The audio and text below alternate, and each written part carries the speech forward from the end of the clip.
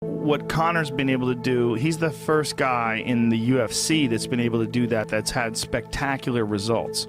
And also showed his real character in losing and then coming back and winning very quickly afterwards with the same guy, like the Nate Diaz fight. I think that was a very important character exposing fight because he lost a fight, he got humbled, and then he jumped right back on the horse and then wound up winning, and then he comes back and blows Eddie Alvarez out of the water to become the first two-division concurrent champion in the sport. I think he's a unique guy in a very, it's almost like we don't have a word strong enough. Unique is not really a strong enough word. So it is founded on ability in a very basic way. He's got brilliant ability. Brilliant ability, massive, he's incredibly smart, and he's very innovative in his techniques and his approaches, and I think he has phenomenal coaching as well. All that animal movement stuff. Yeah. What the fuck is that walk? Well, he's just getting... What is that? That thing that he does where he throws his It's arms amazing. up. Who does that? What does it mean? It doesn't mean anything. It blows my Being mind. Loose. I've started doing it. Peacocking. On my own. I do He's- it when I come out on stage sometimes. It's such an amazing thing to do with the body. Yeah. Peacocking, you He's say. peacocking a Because it little. looks like, oh my God, this guy's fucking out there. Look what he's doing. He's letting the other guy know that he's so loose he can kind of strut with his arms like rubber bands flopping around. But I mean, he's a combination of a lot of things. He has a brilliant team. John Cavanaugh, his coach, is a brilliant coach. He's got, amazing jiu-jitsu coaching and striking coaching in his mind. He understands how to apply these things. And his ability to perform under pressure is fantastic. You saw that in the Mayweather fight. I mean, even though he lost that fight, he hit Mayweather with some pretty good shots. And he won the first 3 rounds against the greatest boxer of all time. So that's extraordinary. Extraordinary. I mean, you can say easily that Mayweather was taking those rounds off, and I agree he was. And you could say that Mayweather was bringing him to deep water because he knew he would exhaust him, because he didn't give him enough time to train for it, because he really only gave him 2 months. It was very brilliant on Mayweather's part. He knew that he wouldn't be efficient, he would tire. All those kinetic, big, explosive movements that Conor likes to do, they're very taxing. And he knew that he was not going to have the efficiency to go 12 hard rounds with a master defensive fighter like Mayweather. And Mayweather was right. But he didn't want to get hit with that uppercut that he got cracked with in the first round. He didn't want to Conor's movement was very unusual. It took Floyd a while to decipher it. It would have been way better for him if he just blew Conor out of the water from 1 round on and just completely outclassed him. But he didn't. And one of the reasons why he didn't is because Conor's an extraordinary person. He has greatness. Yes, he has greatness. I mean, he didn't really have the proper opportunity in only being able to prepare for 2 months and only having this one professional boxing match. There was a lot of things stacked against him. And yet I feel, although he clearly lost, he performed admirably. I don't think it hurts his stock in any way. I think it elevates him. And I think his next fight in the UFC, whoever it will be probably the biggest fight in UFC history, if they can do it correctly, depending upon who it is, especially if it's Nate Diaz, because Nate Diaz is a huge name. And if Nate Diaz and him decide to do it one more time, I think that would be the biggest fight ever in the history of the sport, because I think Conor has eclipsed the sport largely. And maybe for now, maybe someone else will come along in the next year or two that does it. I mean, look, Conor's only been around for a few years. I tweeted to him in 2013 or 14, I forget what it was, when he had won a big fight in the UK.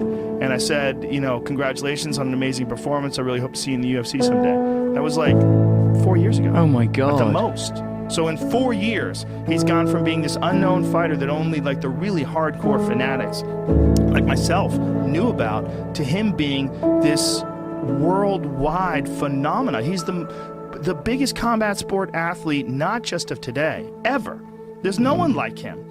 No one like him. No one that has the kind of popularity that he has. I mean, this fucking guy has thousands and thousands of people fly from Ireland to Vegas every time he fights. The weigh-ins, it seems like you're in Dublin. I mean, it's fucking crazy, man. When you look out, when I interview him at the weigh-ins in the UFC in Vegas, you look out, you see nothing but Irish flags. You see people screaming and cheering and singing. Mandalay Bay during the fucking Floyd Mayweather fight, which is not even the venue where the fight was being held. Mandalay Bay was packed bumper to bumper with Irishmen walking down the hallway, cheering and singing songs in sync.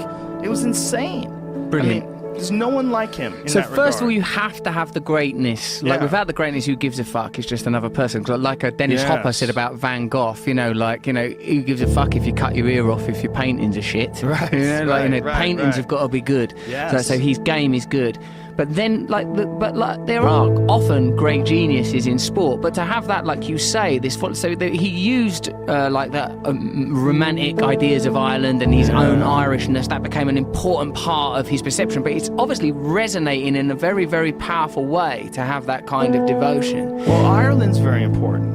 Ireland's a very important part of the equation as well, because their appreciation and love and support of him is unprecedented. I mean, I've seen Brazilian fans that love Jose Aldo, and I've seen Brazilian fans that love Anderson Silva, and they're worshipped by their countrymen, but it pales in comparison to the amount of love that Conor McGregor gets. I understand. Their myth aligns with his myth. The myth of the Irish people as being oppressed by British colonialism and having to fight for their freedom.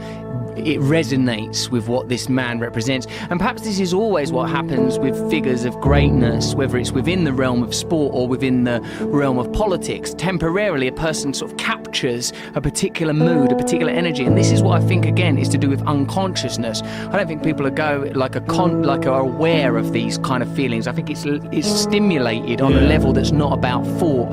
This is one of the things I'm very interested in, what lies beyond the rational. What lies, we can equate, we can work out, we can judge, but there seems to be some ingredient, even in Conor McGregor, that you can't quite pin down. Yes, there's the greatness as a boxer, yes, the Irish people, but there's also some flavour is being caught.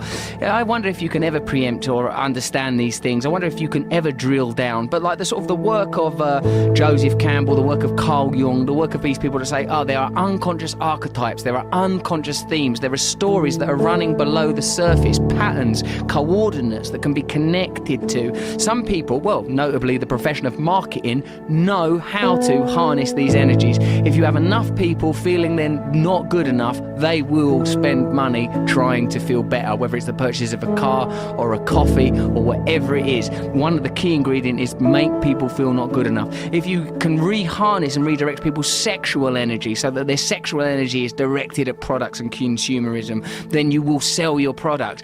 But for me, it seems like such a shame to waste this force, to waste this knowledge, to waste this energy just to turn people into consumers, just to turn everything on this planet into a commodity, when what we could be doing is using this energy to imagine new worlds, to imagine new systems, to use our greatness to, I don't know, Joe, love one another.